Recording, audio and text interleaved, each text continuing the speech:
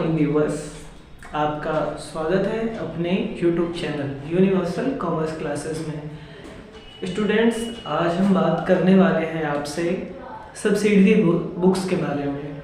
जो subsidiary books होती हैं, इसका यूज़ क्या है, इसका पर्पस क्या है। तो जो भी आजकल लेन देन होते हैं इतने ज़्यादा होते हैं कि उसको जर्नल से रखकर हम आगे नहीं बढ़ पाते हैं, यानी प्रॉब्लम क्रिएट कर देता है। मतलब छोटा अगर व्यवसाय है मेरा तो हम जर्नल से उसे प्रॉपर हम डील कर सकते हैं, बट आज के जो ट्रांजेक्शन है वो बहुत ज़्यादा होते हैं, बड़ी नंबर्स में आते हैं, तो ट्रांजेक्शन भी बहुत ज़्यादा होते हैं, तो हमारी डीलिंग भी बहुत लोगों से होती है, जिसकी वजह से हमें अपने लिए जर्नल के अलावा हमें सब्सिडरी बुक्स रखनी पड़ती हैं। तो इस सब्सिडरी बुक्स में हम कैश बुक की आज बात करने वाले हैं। कैश बुक में हम आपको बताएंगे कि कैश बुक कितने टाइप्स की होती हैं, क्या है इनका पर्पस, ठीक है। तो आइए वन बाय वन करके हम आपको एक्सप्लेन करके दिखाते हैं। तो सबसे पहले अगर हम आपसे बात करते हैं तो हम कैश बुक के बारे में बात करते हैं। कैश बुक तो है, बट इसके टाइप कितने हैं, तो इसको 4 पार्ट में डिवाइड किया गया है। तो पहले हम सिंपल की बात करते हैं। Simple column cash book, then इसके बाद डबल कॉलम कैश बुक,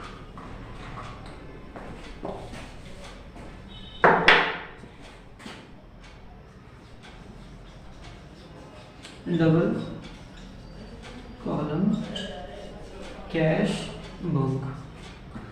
इसके बाद होगी आपकी 3 column cash book, then 4th है आपकी पेटी कैश बुक। स्टूडेंट्स, इसमें हमें डरने की कोई बात नहीं। जैसे कि हम देखते हैं तो हम क्लास 11th में ये हमारे चैप्टर दिया होता है, तो जिससे बच्चे बहुत ज़्यादा घबरा जाते हैं, सोचते हैं कि ये तो बहुत ज़्यादा ही टफ है, ये समझ में नहीं आ रहा है, जर्नल से बहुत ज़्यादा डिफरेंट है, कैसे इसे हम कर सकते हैं आगे। तो ये सारी प्रॉब्लम्स हमें फेस करनी पड़ती है।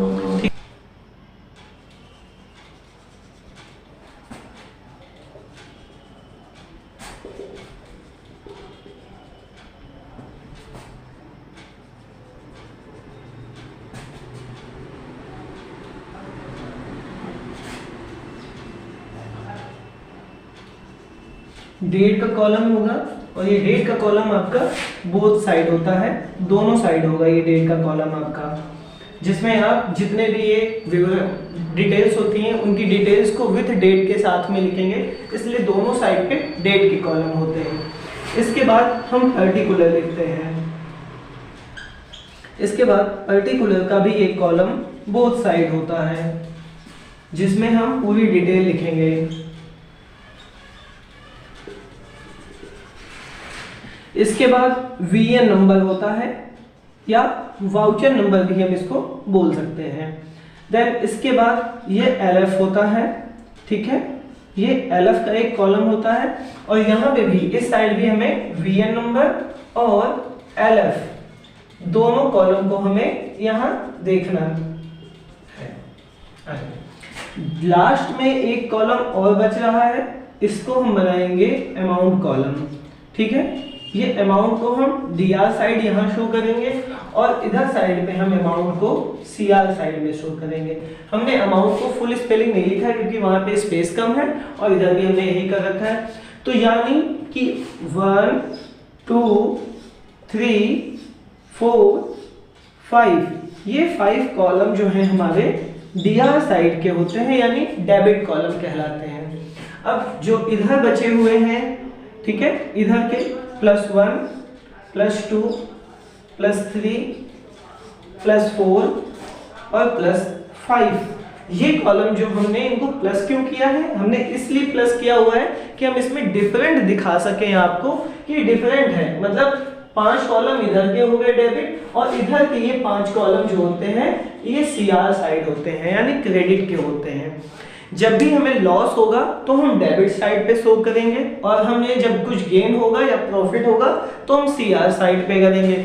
लॉस का यहाँ पे मीन है अगर हम कुछ भी परचेज करते हैं तो हमारी जेब से पैसे जाएंगे, सिंपल सी बात है। हमारी जो अकाउंट की फील्ड है ये यही बताती है, हमें दो चीज़ पता है, क्या होता है डेबिट और क्या होता है क्रेडिट, बस हमें इतना जानना है। अगर हमारी पॉकेट से पैसे जाएंगे तो पक्का है डेबिट कॉलम में हमें होगा जाना पड़ेगा। अगर मेरी पॉकेट में पैसे आते हैं, डजंट मैटर, ये नहीं मैटर करता है कि हम कहाँ से पैसे लेके आ गए हैं, बस अगर मेरे बिजनेस में प्रॉफिट हो रहा है या इनकम हो रही है तो हम उसे सीआर साइड पे शो करेंगे। डन। अब हम चाहते हैं कि हम आपको इसी वक्त एक क्वेश्चन करके दिखा सकें जिससे आपको पूरी तरह से ये पूरा समझ में आ जाए। अभी तक तो आपको थ्योरिकली समझ में आया, देन मैंने ये आपको फॉर्मेट बताया हुआ है, इसका ये फॉर्मेट है, ठीक है। हमने अभी तक आपको फॉर्मेट तक ही आपको बताया है, ठीक है। तो मैं चाहता हूं कि मैं आपको पूरा सेटअप दिखाना चाहता हूं, सिंपल है, बहुत ही ज्यादा अच्छा है, ठीक है। मैं आगे कंटिन्यू करता हूं, आप देखिए इसको।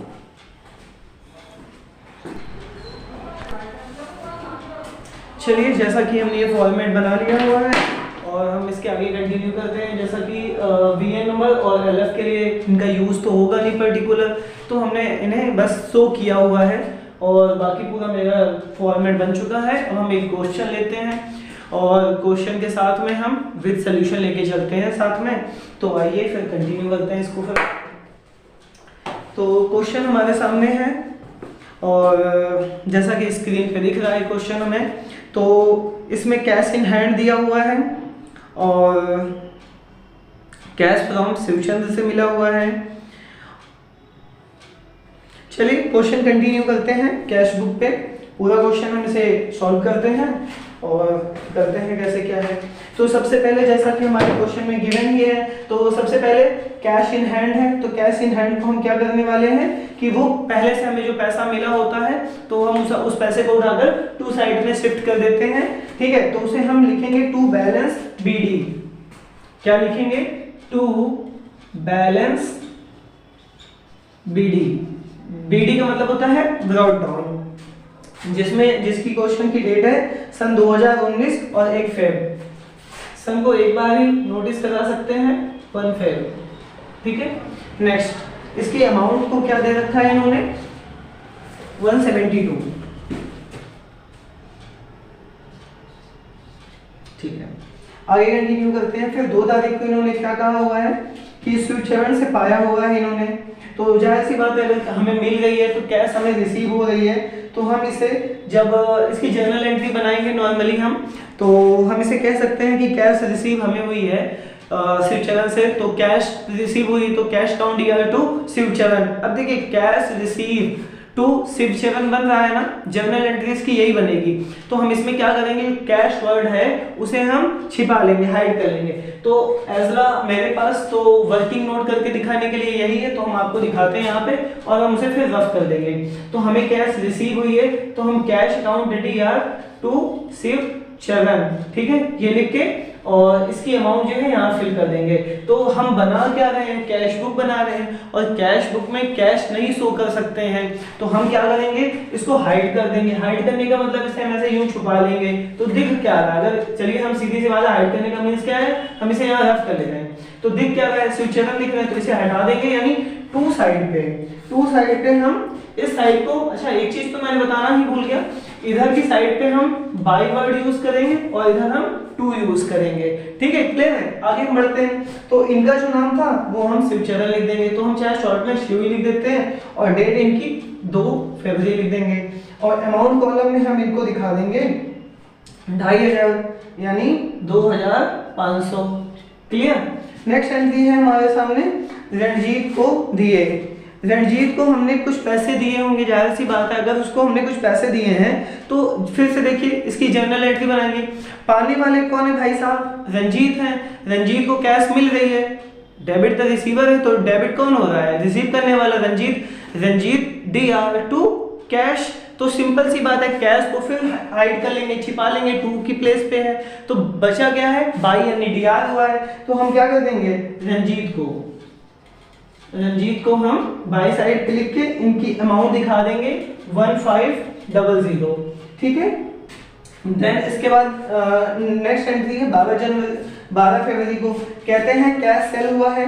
कैश सेल हुई है तो कैश सेल को हम क्या दिखाने वाले हैं, सीधी सी बात है, पहले ये समझिए कैश सेल हुआ है यानी हमारे पास अगर हम किसी चीज को बेच रहे हैं तो पैसे हमारे पास आ रहे हैं या जा रहे हैं। पहले ये देखिए, हम इसी मार्केट को अगर हम सेल कर रहे हैं तो पैसे आ रहे हैं मेरे पास, ठीक है। तो जब भी हम पैसे पा रहे हैं तो जनरल एंट्रीज की ऐसे ही बन जाएगी नॉर्मली, कैश काउंट ईयर टू सेल्स, तो कैश को हाइड करिए, छिपा लीजिए कैश को, नीचे दिख रहा है क्या टू सेल्स, तो हम उठाकर चुपचाप यहाँ पर टू सेल्स लिख देंगे, ठीक है। और सेल्स की अमाउंट क्या है, 600 रुपए है ये, और इसकी डेट 12 तारीख है, ठीक है।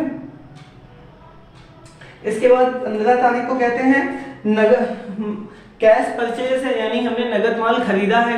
खरीदने की एंट्री क्या होती है, परचेज करने की होती है। परचेज काउंट ईयर टू कैश, परचेज किया है तो परचेज करने में क्या हो जाएगी, कैश जा रही है तो कैश को छिपा लेंगे, तो बाई साइड पे क्या दिख रहा है, जाएगा बाई साइड पे जाएगा परचेज। अच्छा, रसीद वाली की हमने डेट ले लिखी, ये 7 तारीख की है, 7 फरवरी की है, और ये वाली हमारी 15 तारीख की है। यहाँ पे हम परचेज लिख देंगे, ठीक है। इसका अमाउंट होगा 500, ठीक है। आगे बढ़ते हैं, फिर हमारे पास आ जाएगा 25, इसके बाद 20 तारीख को आ जाएगा। 20 तारीख को कहते हैं इंटरेस्ट रिसीव, यानी हमें ब्याज मिला हुआ है, तो इंटरेस्ट रिसीव हुआ है यानी कैश अकाउंट या कैश मिली है भाई, ब्याज हमें मिला हुआ है कहीं से, तो cash account DR to interest, तो कैश छिपा लेंगे तो बचेगा क्या, टू इंटरेस्ट, तो इसे हम टू साइड पे शो करेंगे, क्या लिखेंगे, टू इंटरेस्ट। बहुत ही ज्यादा सिंपल है, बस ध्यान से आप समझिए मैं कहना क्या चाहता हूँ, हाइड करना है और कुछ नहीं। जहां जहां एंट्री में कैश आएगी वही एंट्री यहाँ पर आ रही है, और कैश को छिपा लिया जा रहा है। जो नीचे डेबिट की प्लेस पे बचेगी वो बाई साइड में जा रही है, और जो टू की प्लेस पे बच रही है वो टू की साइड पे आ रही है। सिंपल है, बहुत अच्छा है तरीका, आप इसको देखिए अप्लाई करते हैं। इसके बाद हम कहाँ पहुंचे हुए थे, इंटरेस्ट की डेट है 20 फरवरी और इसका अमाउंट है 150, ठीक है। सिंपल, आगे बढ़ते हैं नेक्स्ट। 25 तारीख को कहते हैं पेड वेजेस, वेजेस हमने पेड कर रखी हुई है, हमने वेजेस पेड की हुई है, तो इसका भी क्या होगा, वेजेस काउंट ईयर टू कैश, कैश छिपा लेंगे टू साइड पे तो बची वेजेस, वेजेस चली जाएगी बाई साइड पे, तो क्या लिख देंगे, बाई वेजेस लिखेंगे, और डेट साइड में 25 फरवरी, ठीक है। और इसकी अमाउंट हम लिख दे रहे हैं 500, इसकी भी अमाउंट है फिर से, ठीक है। नेक्स्ट कहते हैं 26 फरवरी को कैश सेल्स, यानी हमने फिर से नगद माल अपना बेचा हुआ है और जिसकी कीमत कितनी है, 800 रुपए है। 800 का माल हमने नगद बेचा हुआ है, तो फिर से सेम एंट्री यही आ जाएगी, ऐसे ही एंट्री सेम यहाँ आ जाएगी, तो सेल्स लिखेंगे और अमाउंट कॉलम में 800 लिखेंगे और डेट पे इसकी हम लिख देंगे 26 तारीख, ठीक है। यहाँ तक आपको सिंपली समझ में आया। अब हम आगे बात करते हैं, फिर इन्होंने किया है ये डोनेशन, डोनेशन मतलब दान दिया हुआ है, दान दे दिया है, तो यानी डोनेशन हमने किया, तो donation account DR to cash हटा देंगे, डीआर की प्लेस पे बच रही है डोनेशन, उठा के डोनेशन को बाई साइड पे लिख देंगे, डोनेशन अकाउंट लिख देंगे।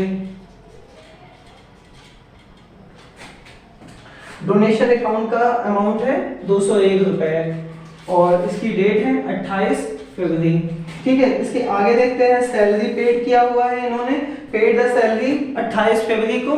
28 फरवरी को अगर सैलरी दे रहे हैं तो क्या हो गए, सैलरी अकाउंट दिया टू कैश फिर से हाइड कर लेंगे, बचेगी क्या सैलरी, वो भी डेबिट की प्लेस पे, तो लिख देंगे उसे उठा के फिर से बाई की प्लेस पे, यहाँ पे बाई साइड पे लिखेंगे सैलरी, ठीक है। सैलरी लिखने के बाद 28 तारीख को सेम, ठीक है। और इसकी अमाउंट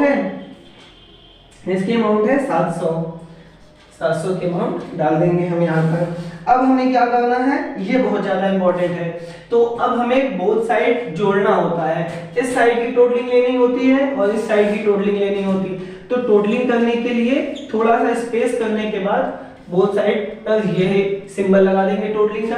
टोटलिंग करने में हमें देखने में ही लग रहा है उधर 1500, इधर 2500 का सीन है, फिर 600, यानी हमें ओवरऑल इधर का हमें दिख रहा है कि ज्यादा है। अगर जिस बच्चे को ये कंफर्म ना हो पाए कि किस साइड का ज्यादा आ रहा है, तो करना क्या होता है, इधर का आप जोड़ लेंगे, ये CR की प्लेस होगी और इधर का आप जोड़ लेंगे DR की प्लेस की अमाउंट।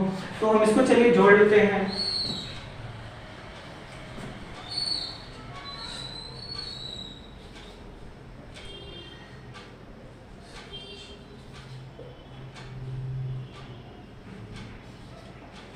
इधर साइड पे 4222 आ रहा है, सेम यही चीज हम देखकर इधर भी लिख देंगे। इधर भी हमने इसी साइड पे देख के इसको लिख दिया। अब हम क्या करेंगे, इस साइड को हम पूरा इसमें से माइनस करने वाले हैं, तो इस साइड को पूरा ऐड करना पड़ेगा हमें। ऐड करने के बाद सीधा सा हिसाब देखिए, ये हो गए 2000, 2500, ये हो गए 2.5, यहाँ तक हो गया 2500, और ये हो गया 7 और 2 लगभग 9000, और ये तो यानी मोटा मोटा आई थिंक निकल के आ रहा है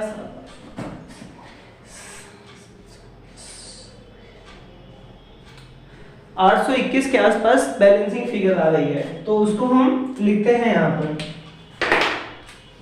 821 के आसपास आ रहा है माइनस करने पे।